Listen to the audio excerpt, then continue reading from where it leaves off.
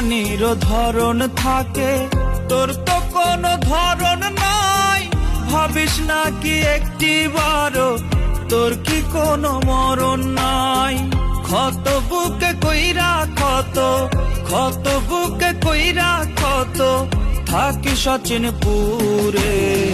কি দিয়া বানাইছে মাওলা এত পাষাণ তোরে, জ্বালাই গেলি মনের আগুন নিভাবো কি করে? কি দিয়া বানাইছে মাওলা এত পাষাণ তোরে, জ্বালাই গেলি মনের আগুন নিভাবো কি করে?